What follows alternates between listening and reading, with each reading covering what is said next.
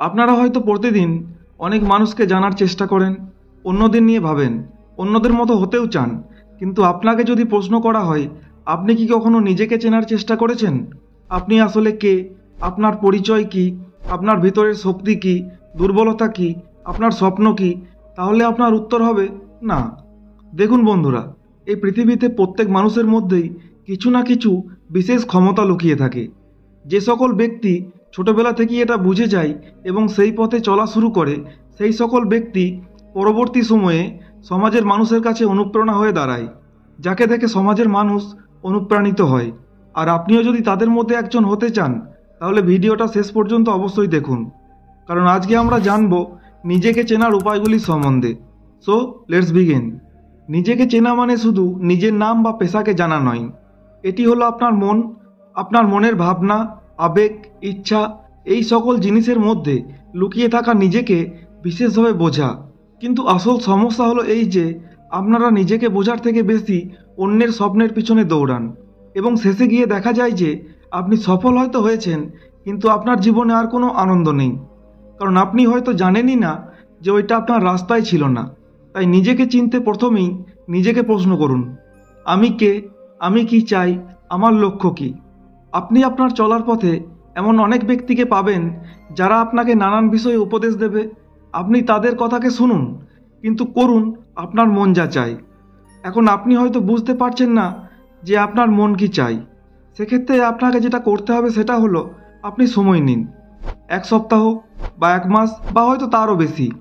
আর এই সময়টাতে আপনি আপনার দৈনন্দিন জীবনযাপনের উপরে বিশেষভাবে নজর দিন এবং দেখুন আপনি সারাদিনে কোন কাজগুলোকে বেশি বেশি করে করছেন বা কোন কাজগুলো করার জন্য আপনার আগ্রহ বেশি রয়েছে।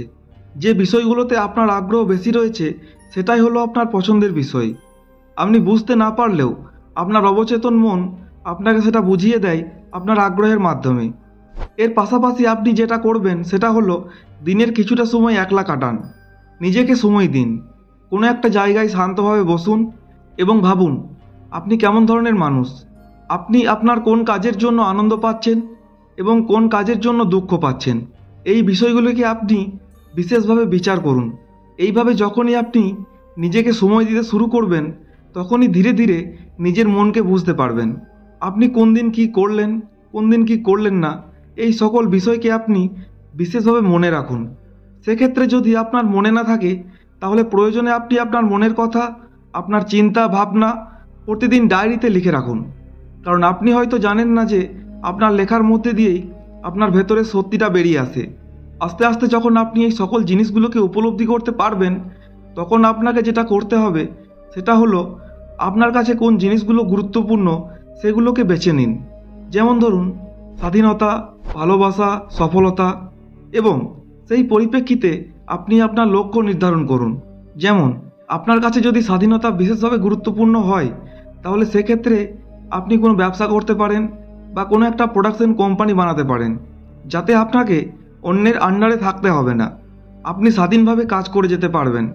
আবার যদি শুধু সফলতাই আপনার কাছে বিশেষ গুরুত্বপূর্ণ হয়, তাহলে আপনি কোনো চাকরি করতে পারেন অথবা কোনো কোম্পানিতে কাজ নিতে পারেন, যেখান থেকে আপনি আপনার পছন্দ অনুযায়ী সফলতা অর্জন করতে পারবেন। দেখুন, আপনারা এটা অনেকেই জানেন যে একদিনে কোনো কিছুই হয় না, কিন্তু একদিন নিশ্চয়ই হবে। তাই আজকে থেকেই শুরু করুন নিজেকে চেনা, কারণ আপনি আগে যদি নিজেকে চিনতে না পারেন, তাহলে আপনি আপনার ভবিষ্যতের পথকে চিনতে পারবেন কিভাবে? তাই আজকে থেকেই নিজেকে চেনার অভ্যাস শুরু করুন।